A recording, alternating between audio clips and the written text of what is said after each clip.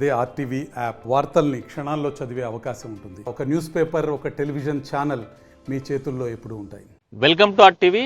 నేను మీ హుసేన్. ఒక చేత్తో పుస్తకం, మరో చేత్తో జెండా.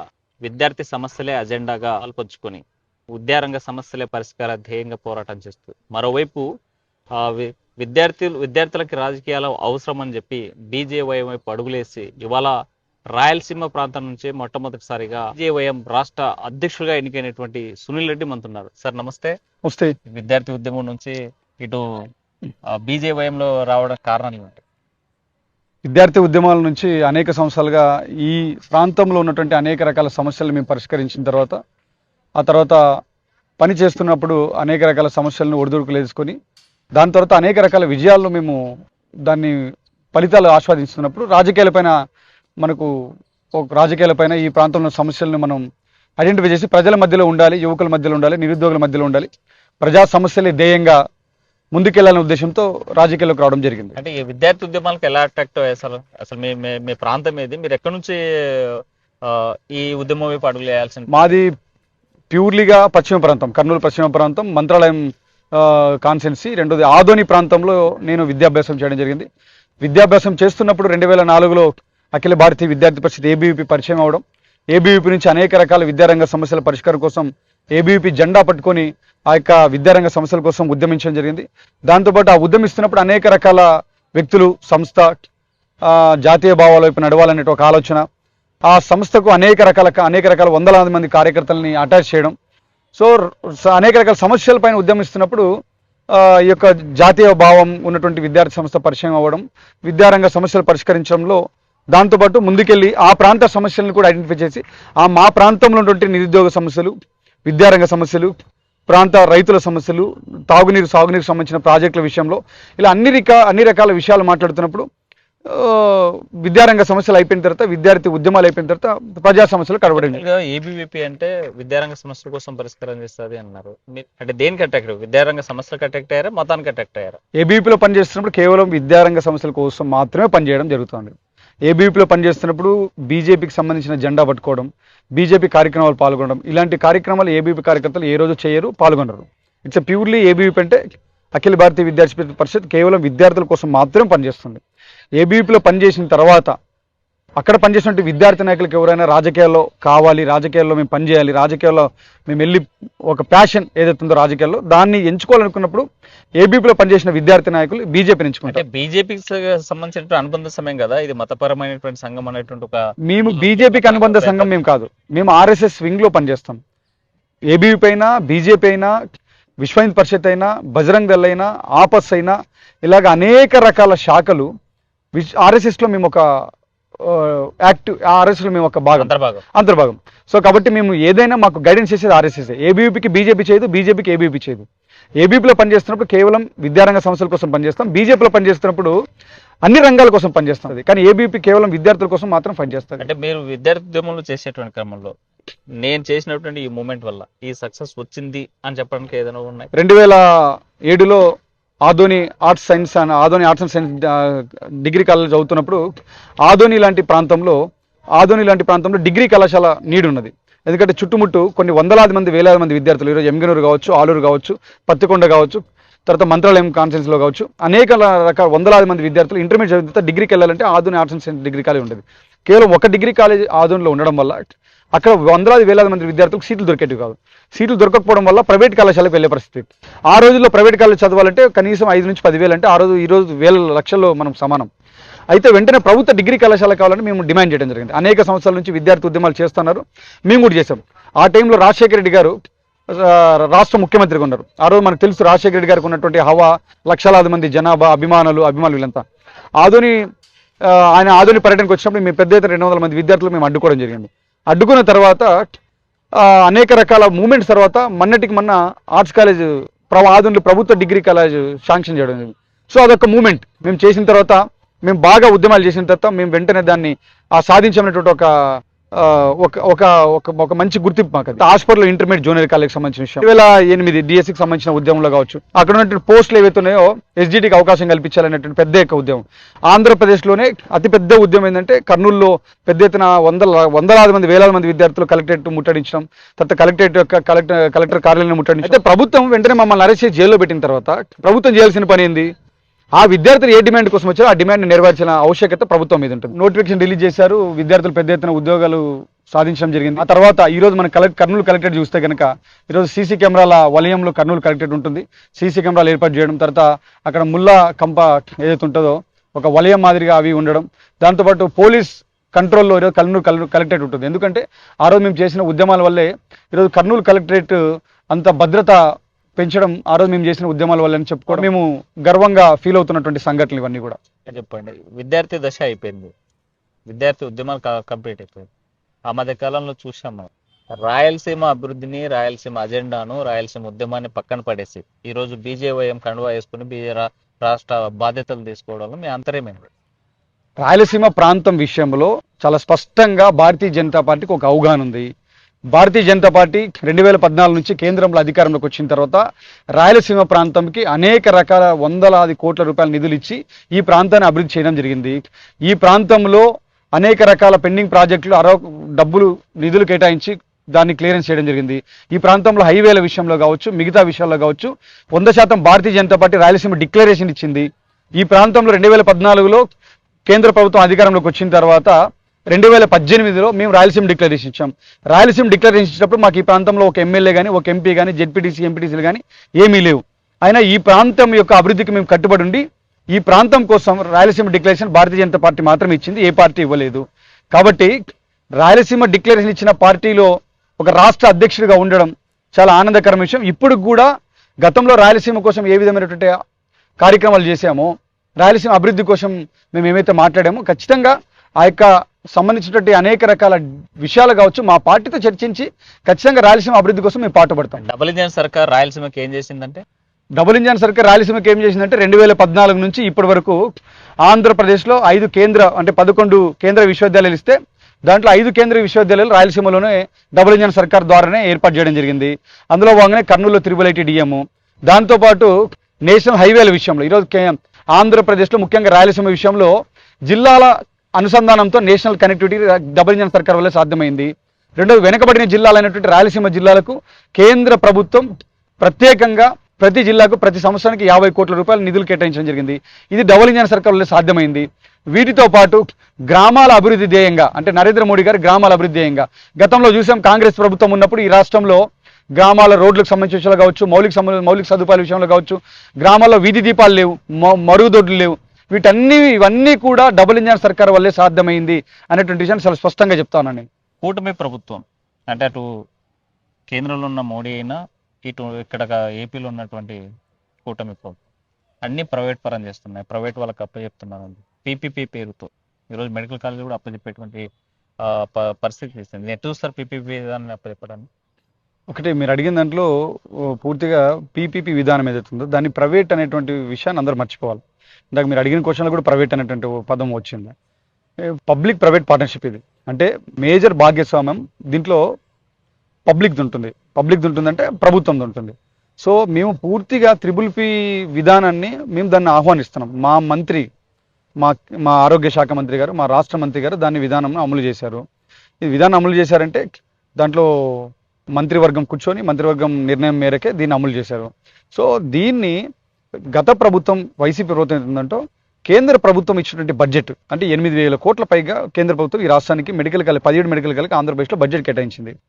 సో బడ్జెట్ కేటాయించిన తర్వాత 8,000 కోట్లలో గత 4 సంవత్సరాలు వాళ్ళు ఖర్చు పెట్టింది ఎంత? సో గత 4 సంవత్సరాలు వాళ్ళు ఖర్చు పెట్టింది కేవలం 1,500 కోట్లు. ఈ 1,500 కోట్లు ఎన్ని సంవత్సరాలు ఖర్చు పెట్టారు? 4 సంవత్సరాలు ఖర్చు పెట్టారు.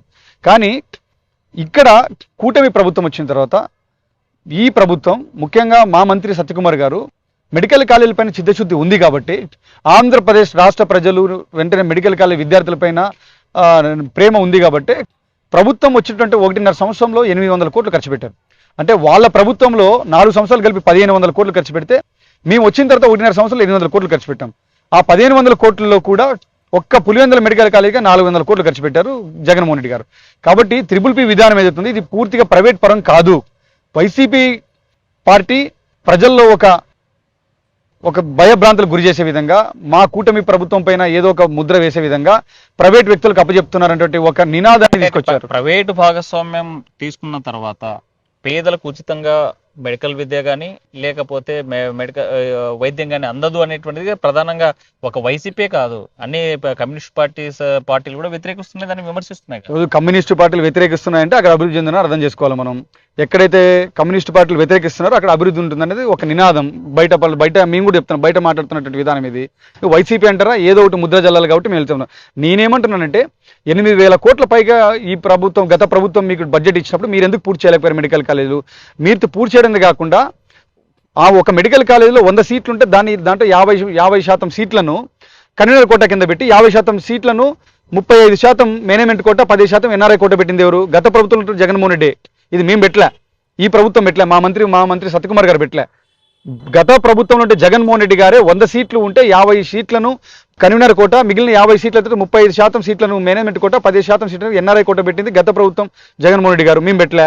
రెండవది త్రిపుల్ పి విధానం ఎవరు కూడా ప్రైవేట్ వ్యక్తులకు అప్పచెప్పట్లేదు. ఇక్కడ పూర్తిగా వాటి యొక్క యాజమాన్యాలు కావచ్చు, దానికి సంబంధించిన హక్కులు కావచ్చు, అన్ని కూడా ప్రభుత్వంతోనే ఉంటుంది. కేవలం 33 సంవత్సరాలు లీజు మాత్రమే ఆ యొక్క వ్యక్తులకు అప్పచెప్తారు. లీజు మాత్రం ఇచ్చిన తర్వాత 33 సంవత్సరాలు అవుతుంటే ఆ లీజు దాటిన తర్వాత ప్రభుత్వం తీసుకుంటుంది. ఇక్కడ హక్కులు కూడా పూర్తి హక్కులు, ఆ యొక్క కళాశాల పూర్తి హక్కులు కూడా ప్రభుత్వంతోనే ఉంటుంది. ప్రభుత్వంతో ఉన్నప్పుడు వాళ్ళు ఏం చేయడానికి లేదు. ఈ రోజు నడుస్తున్నట్టు 108 కావచ్చు, 104 కావచ్చు, ఇవన్నీ కూడా పీపీ విధానంలో నడుస్తున్నటువంటివే. గతంలో మళ్ళీ ఈ క్వశ్చన్ వాళ్ళు ఎందుకు అడగలేదు? గతంలో రాజశేఖర రెడ్డి గారు ప్రవేశపెట్టిన పథకాలు ఇవన్నీ కూడా. సో కాబట్టి అదే విధానంలో ఇప్పుడు పెడుతున్నాం. ఇక్కడ ఆంధ్రప్రదేశ్ ఒకటే త్రిపుల్ పి విధానంలో లేవు. పక్కన ఉంటే అనేక రాష్ట్రాలు, ఈరోజు కర్ణాటక కాంగ్రెస్ గవర్నమెంట్ ఉంది, అక్కడ త్రిపుల్ పి విధానంలో 8 కాలేజీలు ప్రవేశపెడుతున్నారు. అందుకే కదా మోడీ ప్రభుత్వం రైల్వేను ప్రైవేట్ పరం చేసింది, ఎల్ఐసిని ప్రైవేట్ పరం చేసింది, విశాఖ ఉక్కును ప్రైవేట్ పరం చేసింది అని పెద్ద ఎత్తున అన్ని ప్రైవేట్ వాడికి తాకట్టు పెడుతున్నారని. ఇక్కడ దేశంలో ఉన్న ప్రతిపక్షాలు ఆ మాట అంటున్నాయి కానీ దేశంలో ఉన్న ప్రజలు ఎక్కడ కూడా ప్రైవేట్ పరం చేస్తున్నారని లేదు. రైల్వే శాఖ ప్రైవేట్ పరం అయిపోతుంది. అప్పుడు కాంగ్రెస్ గవర్నమెంట్ ప్రచారం చేసింది. మరి ప్రైవేట్ పరం అయిపోయిందా? కాలేదు. విశాఖ ఉక్కుకు సంబంధించినటువంటి ఎవరు కూడా ప్రైవేట్ పరం అయిపోతున్నారు. సాక్షాత్తు ఉక్కు శాఖ మంత్రి విశాఖకు వచ్చి అనౌన్స్మెంట్ చేశారు, ఖచ్చితంగా ఇది ప్రైవేట్ పరం కాదు, కంపల్సరీ ఇక్కడ ఒక సెంటిమెంట్ ఉంది, విశాఖ ఫ్యాక్టరీ ప్రారంభించడంలో ఒక సెంటిమెంట్తో కూడుకున్న అంశం కాబట్టి మేము ప్రైవేట్గా చేయట్లేదు, దాన్ని విత్డ్రా చేసుకుంటామని చెప్పారు. కాబట్టి ఇవన్నీ కూడా ప్రైవేట్ పరం అయిపోతున్నాయనండి. దేశంలో ఉండే కమ్యూనిస్టులు కావచ్చు, కాంగ్రెస్లు కావచ్చు, ప్రజల్లో ఒక భయభ్రాంతుల గురించి ప్రచారం చేస్తున్నారు కానీ ఎక్కడ ప్రైవేట్ పరం ఏవి కావట్లేదు. యాజ్ ఎ బీజేవైఎం రాష్ట్ర అధ్యక్షుడిగా మనం చూసిన ఎన్నికలకు ముందు కూటమి ప్రభుత్వం ప్రతి నిరుద్యోగికి భృతి ఇస్తామన్నారు. అసలు ఇప్పటి వరకు ఆ ఊసే లేదు. సో దీని మీద అభిప్రాయం ఏంటి? నిరుద్యోగ భృతి కంటే మెగా డిఎస్ ఇచ్చాం, దాన్ని మీరు చూడట్లేదు, దాని గురించి మీరు మాట్లాడట్లేదు. ఈరోజు ఆంధ్రప్రదేశ్లో ప్రభుత్వం వచ్చిన 6 నెలలకే ఏ ప్రభుత్వం కూడా చేయలేదు. గతంలో 5 సంవత్సరాలు వైసీపీ పరిపాలన ఉంది, ఒక్క డిఎస్సీ కూడా రిలీజ్ చేయలేదు. కానీ మేము వచ్చిన తర్వాత గతంలో ఎన్నికల హామీలో ఇచ్చిన భాగంగానే, కూటమి నాయకులు ఎన్నికలు ఇచ్చిన హామీలో భాగంగానే వచ్చిన 6 నెలలకే నోటిఫికేషన్ రిలీజ్ చేసాం, పరీక్ష పెట్టాం, వెంటనే పరీక్ష అయిపోయినాక పాస్ అయినటువంటి విద్యార్థులకు జాబులు కూడా ఇచ్చేసాం. సో కాబట్టి ఒకటి మెగా డిఎస్సీ రిలీజ్ చేసాం, దాంతోపాటు నేషనల్ స్కిల్ డెవలప్మెంట్ ఆధారంగా దేశంలో ఉన్నటువంటి ఆంధ్రప్రదేశ్ నుండి ముఖ్యంగా skill development, Andhra Pradesh skill developments పేరు మీద కొన్ని వందలాది వేల మంది విద్యార్థులు, గ్రామీణ ప్రాంతాల విద్యార్థులకు, నిరుద్యోగులకు శిక్షణ లాంటి కేంద్రాలు ప్రారంభించారు. కాబట్టి అనేక రకాల కార్యక్రమాలు ఈ కూటమి ప్రభుత్వం చేస్తుంది. మీరన్నట్టు నిరుద్యోగ భృతి కూడా భవిష్యత్ కార్యక్రమంలో ప్రారంభిస్తాం. ఈరోజు ఎన్నికల అమలు ఇచ్చిన హామీలు ఏవైతున్నాయో వాటన్నిటి కూడా 70-80% పూర్తి కావడం జరిగింది. ఇంకా కొన్ని ఉన్నాయి, వాటిని ఖచ్చితంగా ఇంకా రాబోయే ఇంకా 3.5 సంవత్సరాలు ఉంది. ఆ 3.5 సంవత్సరాలు వెంటనే కూటమి నాయకులు ఎవరైతున్నారో కూటమి ప్రభుత్వంలో కూర్చొని మంత్రివర్గంలో ఆమోదం పొందిన తర్వాత నిరుద్యోగ భృతి కూడా భవిష్యత్తులో అమలు చేస్తారు. ఒకవైపు కూటమి ప్రభుత్వంలోనే సవితల్లి ప్రేమ చూపిస్తున్నారు అనేది ఒకటి. నంద్యాల జిల్లాకు ఒకవైపు ఒక రకమైనటువంటి కేటాయింపులు, మరోవైపు కర్నూలు జిల్లాకి ఇంకో రకమైన కేటాయింపులు అనేది విమర్శ ఉంది. ఈరోజు నంద్యాల జిల్లా, కర్నూలు జిల్లా అట్లా ఒక మాది జాతీయ పార్టీ, జాతీయ భావాలతో ఉన్నటువంటి పార్టీ. ఒక ప్రాంతం పైన సౌజితల్ల ప్రేమ చూపించడం, ఇంకో ప్రాంతం పైన ఇంకో రకమైన ప్రేమ చూపించడం జాతీయ పార్టీకి అసలు మేము చేయలేము, ఆ పని మేము కుదరదు. ఎందుకంటే ఈ దేశంలోని అన్ని రాష్ట్రాల్లో ఆ ప్రాంత ప్రజల యొక్క అభిమానాన్ని సంపాదించుకోవడమే మా పార్టీ యొక్క ధ్యేయం. విడిపోయిన తర్వాత నంద్యాల జిల్లా అంతకుముందే కూడా కొద్దిగా అభివృద్ధి చెంది ఉన్నది. పోయిన తర్వాత పూర్తిగా వెనుకబడిన ప్రాంతం పశ్చిమ ప్రాంతం. గతంలో నంద్యాల ప్రాంతం ఈ ప్రాంతంలో ఉండడం వల్ల కర్నూలు జిల్లా పూర్తిగా అభివృద్ధి చెందింది అనుకున్నారు. కానీ విడిపోయిన తర్వాత పశ్చిమ ప్రాంతం పూర్తిగా వెనకబడింది. అంటే పశ్చిమ ప్రాంతంలో 8 కాన్స్టిట్యున్సీలు వస్తే 8 నియోజకవర్గాల్లో ఒక తాగునీరు సాగునీరు ప్రాజెక్టు పెండింగ్ పూర్తి అలాగే ఉంది. అది పూర్తి కాలేదు. తర్వాత ఏదైనా ఒక హైవే నేషనల్ హైవే ఒక్క ప్రాంతం కూడా కనెక్టివిటీ కాలేదు. ఈ జిల్లాకు రావాలంటే మారుమూల ప్రాంతాల నుంచి రావాలా, రోడ్లు కూడా కరెక్ట్ ఉండవు. కాబట్టి భవిష్యత్తు కాలంలో ఒక దేవాలయం కూడా ఈరోజు నంద్యాల ప్రాంతంలో అనేక రకాల దేవాలయాలు నంద్యాల జిల్లాకి వెళ్ళిపోవడం జరిగింది. ఈ ప్రాంతంలో ఒక మంత్రాలయం ఉరుకుందిరని తప్ప మిగిలిన దేవాలయాలన్నీ కూడా అభివృద్ధికి నోచుకోలేదు. సో కాబట్టి ఈ ప్రాంతంలో పెండింగ్లో ఉన్నటువంటి పేపర్ మిల్లులు కావచ్చు, పత్తి మిల్లులు కావచ్చు, ఇవి ప్రాచీన కాలంలో ఉన్నటువంటి మిల్స్ ఇవన్నీ కూడా. సో ఈ మిల్లులు అభివృద్ధి చెందాల్సిన అవసరం ఉంది.